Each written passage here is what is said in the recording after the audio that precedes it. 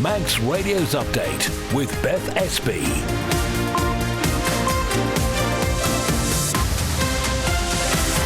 Well, first, my good evening. How are you? Welcome to Thursday's update. If you've missed the news today, here's where we'll bring you right up to speed. So coming up before 5:30, a Douglas store owner tells us why he's looking to wind down on the range of knives he has for sale. We'll also hear how the Summerland tragedy will be marked this year, why were so many of the petitions presented this year at Tynwald not in order, and the professional boxer Matthew Rennie is hopeful he's in with a shot of another title. We'll have all that, plus keeping up to date with the traffic and the travel and the weather as well. And we'll also keep an eye on anything that's happening coming up with anything, really. So that's it.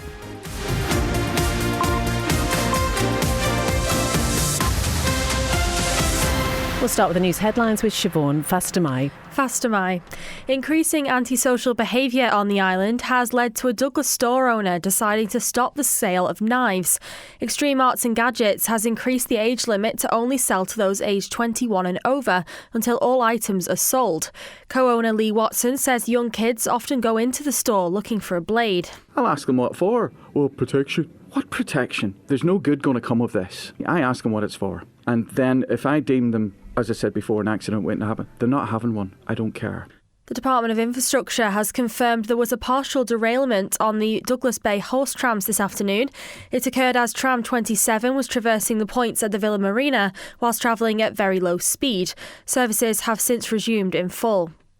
A week-long exhibition is set to take place in the Villa Marina Arcade in Douglas to mark 52 years since the Summerland disaster.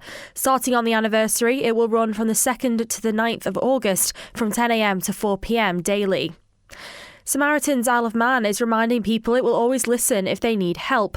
The charity is marking its annual Awareness Day today to remind people it's there 24/7. And Isle of Man artists, designers and craftspeople are being invited to play a role in next year's King's Baton Relay ahead of the 2026 Commonwealth Games. Team Isle of Man is inviting submissions to design and decorate the Isle of Man's baton, which will feature in both the relay and the Games itself. Further afield, a father has been found guilty of murdering his 2-week-old son in a special care baby unit. 27-year-old Daniel Gunter inflicted multiple injuries to Brendan Stadden's head, neck, legs and jaw on a ward at Yeovil Hospital in Somerset. Here's Chief Inspector Nadine Partridge. The extent of the injuries are nothing I've ever seen before. I think Brendan's little tiny precious body at just 2 weeks old, there wasn't any part of him that wasn't harmed. The number of people arrested following disorder outside a hotel in Essex that's housing asylum seekers has gone up to 16. And Downing Street says a new trade deal with India will bring £6 billion of investment and more than 2,000 jobs to the UK. They headlines, news at 6. Thank you very much indeed, Siobhan. Now the weather brought to you by Manx Glass and Glazing. Dry today with hazy sunshine, and this evening cloud will thicken overnight. Light to moderate northwest winds. They'll back southwest earlier tonight with minimum temperatures of around 13. Tomorrow it'll be cloudy for much of the day, the risk of a few spots of light rain or drizzle throughout the morning and at first in the afternoon. It will then clear to become dry. Some bright or sunny intervals developing later on tomorrow. Light to moderate southwest winds, they'll veer north or northwest, and top temperatures once again around 19. And then Saturday, dry and bright with sunny spells developing and top temperatures again of around 19. Sunset this evening 9:31. Sunrise tomorrow morning 19 minutes past 5. Manx Glass and Glazing can supply and install single, double and triple glazing. Call 674 573 or visit the showroom on the Snugborough Trading Estate. Lost your keys? Got locked out? Get in with Kevin's Keys. Your fast, reliable locksmiths 24/7. Homes, cars and bikes. Kevin's Keys do it all. And why not get a spare set cut and chipped just in case? Call Kevin on 287 287. At Begode Cattery, we have been caring for animals for over 50 years. As a cattery, we care for customers' cats and treat them as our own. Contact Begode Cattery on 676 947 or find Begode Cattery on Facebook. SMS Trading. New and second-hand furniture from flat pack to fully built. See our range at 3 St Paul Square, Ramsey. All island delivery and man in a van service available. Call SMS Trading on 315151 or find SMS Trading on Facebook. Reach the Isle of Man's biggest radio audience with Manx Radio. Airtime, sponsorship and digital opportunities available. For more information on how we can help help your business grow its market share, contact the friendly, experienced team on sales at manxradio.com. It's exactly 5:05 and you're listening to Update here on Manx Radio. Now, before we get started, there's just a couple of things to tell you about. Now, we understand there has been a temporary reduction in transmitter power while essential maintenance work is being carried out on the Douglas antennae. We know that this has been affecting reception at the edges of coverage in Douglas, Onchan and the south of the island. It is hoped that that will be fixed by the end of today. So if you've had any problems with your radio, that's what that is about. Also, as Siobhan just mentioned, the DOI has confirmed there was a partial derailment on the Douglas Bay horse trams this afternoon. This was as tram 27 was traversing the points of the Villa Marina while travelling at very low speed as it departed the terminus. The DOI has confirmed to us there were no injuries sustained to any passengers and that the points mechanism has since been inspected and tested and appears now to be in full working order. It adds there's no evidence of obstructions or stones in the tracks as services since resumed in full. And if you head over to our website, there's some news that's just been released by the Office of Fair Trading over here. They've seized hundreds of fake Labubu dolls. Now, these are toys that have been branded potentially dangerous. They've been found in 2 stores in Douglas. The OFT has launched an investigation after a parent raised concerns about the counterfeit dolls, which pose a choking hazard to children. If you're not familiar with these dolls, they're described as fictional elf-like creatures with a row of jagged teeth. There is a photograph on the website page, but they've reportedly become a viral craze, driving high demand among collectors worldwide.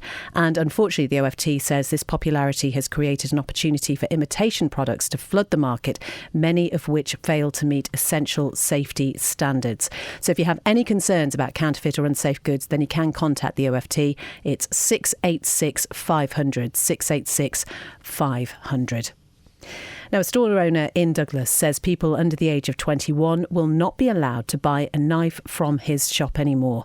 Lee Watson is also looking to wind down on the range and ultimately stop selling blades. He's been talking to Chanel. Our hearts have been in our mouths and would hate to think that somebody lost a child or a parent because it was one of our knives. Although statistically 90% of knife crime is caused by kitchen knives. But there's that 10%. Let's act on our own accord before we're told to do so. You've got to be 21 now to buy a knife in our shop. And we get the children in here. When I say children, I mean teenagers. And they all want knives. I'll ask them what for. Well, protection. What protection? There's no good going to come of this. So first of all, we ask for ID, which is now 21 years of age, moving onwards. Secondly, I ask them what it's for. And then if I deem them, like, as I said before, an accident waiting to happen, they're not having one. I don't care. We've got quite an impressive stock line at present. However, we're whittling it down. We're not going to restock. We're going to just let it drop down and drop down. We might have some little multi-tools, you know, the sort of little knives you take out in your mountain backpack or when you go fishing, etc. But otherwise, the bigger knives, I think that's the end of it now. You have a vetting process. Can you tell us a little bit more about that? Well, when we see people go towards a knife cabinet, they don't know it, but these big old ears of mine are tuned in. And there's certain buzzwords that I hear. And as soon as I hear the word shank or shaft or when they're playing about, I'm going to stab you with this, I think, God, you're not having one. Straight away. If they come in and I can smell weed, straight away, they're not having one. If I know somebody's got a criminal record, at the end of the day, it is a small island, they're not having one. I had a child in here, when I say child, I think, well, he was 17. He was in here last Thursday and he was after a knife. And I said, hold on a minute. I know you've been inside. He says, I haven't. I'm on bail. And with that, straight away, you're not having a knife, even if you were 18 or 21. You're not having a knife. Because the police will come down, say to me, if you knew that, why did you sell one in the first place? Granted, there's good profit margins in the knives. You know, it's a great revenue stream, but my conscience can't be bought. That's Lee Watson talking to Chanel there. Well, a police spokesman has said that the constabulary always supports responsible sales and practices by business owners and would remind the public that it will act upon any information relating to the possession of or attempting to purchase anything illegal. It's coming up to 5:10 and on the evening of Saturday the 2nd of August, crowds will gather on Douglas Promenade to mark 52 years since the Summerland disaster. 50 people were killed and many more injured when the leisure centre caught fire in 1973. There'll be 2 separate memorial events again this year, one at the Kay Gardens and another on the Summerland site itself. Tina Brennan from the Justice for Summerland campaign group will be hosting the latter. It holds so many memories, it's so evocative, and the people that come along, really, it's quite an emotional thing in a lot of ways for many people. We get people coming from across who come to remember their friends, their relatives, and it's always great. They they want to be there on the site. And I know there's a lot of people that don't want to be there on the site. They remember in their own respectful ways. But for me, it's important that we do gather there on the site for that time. We lay a floral tribute, kindly donated by Elaine's Flowers in Peel. But all we can do is lay that tribute on the dirt. There's nowhere else on that site that reflects this huge, devastating tragedy. 50 people killed, 11 of them were kids. 17 children that night lost both or one parent. This affects people deeply. And those that say, well, it's done, it's dusted, let's just forget about it and move on, you haven't got a clue. It still affects people to this very day. They write to me and say, look, I've only just started talking about this now after all of this time, because they lock it away. And they suffer from PTSD quite often. And at some point they want to release it, and they chat, and I can put them in touch with people who are there at the same time as them, and they find a lot of comfort in that. And something that might bring home the reality of it this year, if anyone is down at the memorial, is this wall of faces that's going to be projected. Tell us about that. Yeah, the wall of faces is kindly sponsored by ELS Group. They're putting in place a LED facility, a huge screen, and we've got faces of bereaved families and friends, people who were there at the time, survivors. A lot of people, as I say, can't be there, and so this is a way that they can still be part of it and still be present. That is Tina Brennan from the Justice for Summerland campaign group talking to Lewis. The 1 minute silence and commemoration will be held on the Summerland site on the 2nd of August at 7 p.m. The commemoration event hosted by the council will be held simultaneously in the Kay Memorial Gardens. Anyone planning to attend there is asked to be there by no later than 6:35. It's coming up to 12 minutes past 5, and Ramsey commissioners are going to create a housing strategy to set aims and support the development of new social housing and refurbishment programmes. Now, these will be set over 5, 10 and 25 years, which they say will give certainty to current and future tenants about how they'll be funded and maintained. Commissioner Joan McGuinness says it's an opportunity for the local authority to do something for the town, which doesn't just tick a box for the Department of Infrastructure. Well, I think generally having a clear 5, 10, 25-year plan for our social housing needs is important. We can't build houses overnight. We can't be that reactive, so we need to have a clear plan on an annual review. I think that's very important. And as the DOI have, and central government generally, have given very mixed signals over the past couple of years and have not really been very forthright in coming with ideas or direction themselves, rather than sit and wait for that, let's be proactive and let's make sure Ramsey's got something clear on the agenda. How important would it be for the Commission to have one? I think it's massively important, because when you've got that clear, like I said, 5, 10, 25-year vision, it brings stability and security to our decision-making process, and we can future plan. Just makes every decision we make a lot easier. The motion mentions that government haven't published one for their social housing stock. Do you think it's inadvertently forcing more responsibilities on local authorities to put the onus on them to create a housing strategy on their own? Sadly, I think reality across the island it'll just create more stagnation and more lack of action. So I want Ramsey to buck the trend and just take ownership of it for the good of the town. Why have you picked 5, 10 and 25-year goals for the strategy? So I think the average property sort of development project will be around 5 to 10 years. So my logic is it'll probably take you 5 years for making a decision for something to actually happen. And then you want to be thinking what that next decision is, which is your 10-year plan. And then overarching that, a 25-year plan, you start to get to like the, not necessarily end of life, but certainly where the maintenance and refurbishment schedule for a property would be more important. So being able to identify that and future plan for where properties are going to start failing and need replacing is also important. Ramsey Commissioner Joan McGuinness talking to local democracy reporter Emma Draper. 14 minutes past 5, and of the 20 petitions for redress of grievance submitted at this year's Tynwald Day ceremony, only half were in order. Lewis has the details. Those handing their papers over to politicians in St John's are told in advance of the guidance they have to follow. It's the remit of the Clerk of Tynwald's office to assess whether the petitions are in line with that guidance, and it says a finding that they are either in or out of order doesn't imply that the office agrees or disagrees with the merits of the case.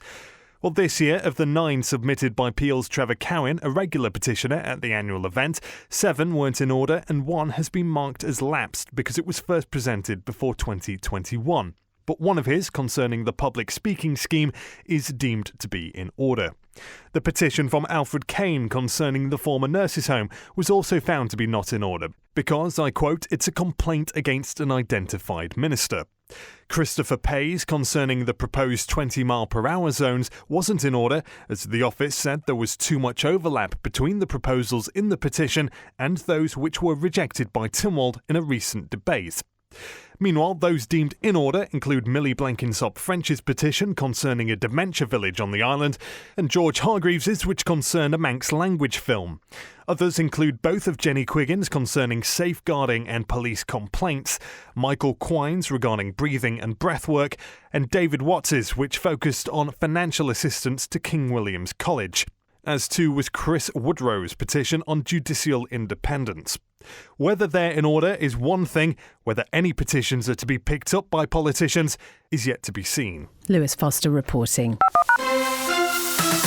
Manx Radio Travel, driven by Quayside Tyres and Service Centre. So nothing on the police pages, which, as we say, is always good news. Looking at the traffic lights and things around the island, in Douglas we know that the traffic light system at St Ninian's Crossroads is being replaced, so there are temporary lights there. The filter lanes are out of operation. Also temporary lights on Woodburn Road, that's for the bus stop improvement works there, and a short stretch of Finch Road is closed for sewer work as well. In Baldwin, a stretch of the West Baldwin Road is closed for tree felling, and in Ballasalla there are temporary lights on the St Mark's Road, and that's near the Phildraw Road turn, and that is for gas works. Looking down at the airport, a slight delay on the London Gatwick flight. That's delayed going out until about 7:35. It was due to go at 5 to 7, but at the steam packet, all looking good. The Manxman due into Douglas at around about 5 to 6, heading out for Heysham again at 7:45, and the Manannan on its way to Liverpool, and it should get there again about 5 to 6 and heading back at 7:15. Ask how you can spread the cost interest-free at Quayside. It's coming up to 17 minutes past 5 and you're listening to Update here on Manx Radio. So the date today is the 24th of the 7th, or 24/7, and that's when the Samaritans is available to anyone who needs a listening ear every hour of every single day. And every year the charity marks this awareness day in the hope it can prevent suicide by reminding people that they are never alone. Amy Granger is the co-director of the Isle of Man branch, and she's been talking to Amy Griffiths. We are a listening service and we offer emotional support to people in crisis or in need of a chat or just feeling a bit down in the dumps. The service is run by volunteers. We have a branch in Douglas. And it's important to note as well, because I think the Isle of Man is a very small community, and it would be easy to think that if you ever needed to call Samaritans that you might be calling up and speak to somebody you end up knowing, but that's actually not the case. That couldn't happen, could it? No, that's not the case at all. So when you ring 116 123, it goes through to a central hub and your call will just get fired out to the next volunteer who is signed in to listen. So you're not going to get your neighbour and you're not going to get your doctor and stuff like that. It's a big misconception on the island that is what happens, but no, it's not the case at all. The volunteers who you're speaking to, they do have to go through fairly rigorous training as well to be able to actually speak to you as well. Mm-hmm. Yeah, so you apply online and then you will get offered an interview. So you'll come in for an interview and then you'll either get accepted or not. And then you do 6 weeks training and then you also do online modules. And then after that, you go down into the ops room and take calls with your mentor. So that then happens for another about 6 weeks, so 6 sessions. And then after that, you get probationer status. So you can then be on your own, but you're still paired with your mentor. And then after another 6 weeks, you're a fully fledged volunteer. You're not dealing with everyday stuff. You know, you do get people in dire need of help. And I think it's really important that we do offer that training. Today is actually Samaritans Awareness Day. So how are you hoping to get the message out about Samaritans and what you do? Today is the 24th of the 7th. So that represents the 24 hours, 7 days a week that our service is available to callers. So it just ties in nicely with the date and what we do. It's just an awareness day to make everyone aware that we're here and what we do, and you can call us whenever you feel like you need to talk or get something off your chest. And that's it as well, because you don't necessarily have to be at absolute crisis point to be able to call Samaritans, do you? No, so that's another misconception. People quite often call us a suicide hotline, and that's not what we are at all. Our vision is fewer people die by suicide. That's kind of the Samaritans' code line, and if you fancy a chat, we'll be here to listen. If there is anybody listening who does feel like they want to turn to the Samaritans for help, how can they get in touch? So you can call 116 123, and you can also contact Joe at Samaritans, which is our email. That is Amy Granger from the Samaritans talking to Amy there. And as she says, if you do ever need to talk to someone, there are trained volunteers at Samaritans, always there to listen 24/7. Their number again, 116 123. Or as Amy said, you can email joe@samaritans.org, and you can find those details on our Facebook page and on our website as well. Just gone 5:20. In the past 15 minutes or so, it's been confirmed that the wrestling legend Hulk Hogan has died at the age of 71. His real name was Terry Bollea, and he was one of the biggest professional wrestlers of the 80s and 90s, and he went on to achieve crossover fame as well. He debuted in 1977 and became the defining figure of the industry. So that's Hulk Hogan, who has died at the age of 71. Now, it's hoped relocating higher education students from the nunnery to UCM's main building will improve student and staff well-being. The Education Minister has published more details about the plans to move all classes to Homefield Road ahead of the new academic year, as Sian Cowper reports. Responding to a series of Tynwald questions for written answer from Onchan MHK Rob Callister, Daphne Kane said the impact of the well-being on staff and students was considered. The Department of Education, Sport and Culture believes locating them on one site will have a positive impact, with less travelling between sites, immediate access to support services and potential interaction at social events. As part of the relocation, a higher education centre will be set up on an existing floor in the main UCM building. It'll be developed over a 2-year period and include a suite of generic classrooms, as well as a newly formed informal learning space. Around 115 degree students will use the centre, with a mix of full-time and part-time attendees. The space, which will house the centre, has previously been used by groups on single academic year courses, so no groups will need to be relocated to accommodate the new facility. The move will increase the occupancy rates at Homefield Road, but Minister Kane says there is currently capacity and the new structure will provide more flexibility. That is Sian Cowper reporting. 22 minutes exactly past 5, and following his latest victory earlier this month, the Isle of Man professional boxer Matthew Rennie is hopeful he's not too far away from a shot at another title. The Manxman is unbeaten so far this calendar year, following his only pro defeat in an English welterweight title contest in London at the end of 2024. It's been good. I was hoping to actually be fighting for a title, but last week I was wanting that to be a title fight, but for whatever reason it didn't come off, whether it was just not being able to find the correct opponent or they just couldn't get a title on the line. I don't know what the case was, but we're hoping to now push on for a title in September. But it's been a good year, especially after coming off my first defeat, building the blocks again. Got a good tough 6 rounds in July, so now I think I've done them blocks again where I'm ready for a title September, 100%. You'll naturally want to get back into those positions fighting for titles, but also do you have to learn a degree of patience sometimes that the opportunity will come about? It might just take a little bit of time. Yeah, 100%. I think that's just in life in general. Sometimes you have to just stick it out. I don't know if you've ever seen a little photo, but sometimes there's a photo of someone digging, and then there's another one, there's 2 people digging and one's turning back and one's carrying on digging. And the one turning back is if you kept on digging, you'd hit the gold. So it's one of them. It's just being, consistent with it and staying, like you said, staying patient. And even in that times you are staying patient as long as you're working. If that makes sense. So you're making every day count. Whether you're just in the gym training, sparring, and you're staying on top of yourself. So you're not just doing nothing while you're waiting for them chances. You're still preparing. And hopefully in about 8 to 9 weeks I'll be back out in action again, and this time hopefully for a title. So I think the plan is maybe to get one or two before the year. Hopefully one of them 2 will be a title. That's what I've been promised. Hopefully in the next 7 to 14 days I'll have an announcement, and it'll be some big news. What have you learned from that last title fight experience that you could potentially take into something like that, would you say? I think just doing the 10 rounds, I think that was a big thing that needed ticked off. I know I can do the 10 rounds and I can do them at a very good pace too. Every fight I've had I've been learning, and I do think I'm at the level now where I should always be in big title fights. That is Matthew Rennie there talking to Rob, and we wish him all the very best. You'll be able to hear more about that interview, incidentally, on Friday Sport Preview tomorrow. Before we join Rob now for the sports news, just a reminder that we know there has been a temporary reduction in transmitter power today. It's for essential maintenance work that's being carried out on the Douglas antenna. We know it has affected reception at the edges of coverage in Douglas, Onchan and the south of the island, but fingers crossed that should be resolved very soon. Rob, the other sports news this evening. Indeed, well, starting off, the Isle of Man men's and ladies basketball teams are competing on the penultimate day of the 2025 Innismon Inter-Island Games. Earlier, the men's squad took their second win of the event with a narrow 72-69 victory over the Falkland Islands. The women's team are back in action right now against the hosts, Innismon. That match got underway at 4:30pm. Well, the tournament, which is also featuring Innismon, Jersey, Guernsey, the Falkland Islands and the Faroe Islands, is running until tomorrow. Elsewhere, Isle of Man triathlete Will Draper has received a second wildcard entry to this year's T100 Triathlon World Tour. The Manxman will contest the fourth round of the series in London on Saturday, the 9th of August. Last month, the former Isle of Man Commonwealth and Island Games competitor was also a wildcard in the previous round of the series in Vancouver, Canada, from the 13th to the 15th of June.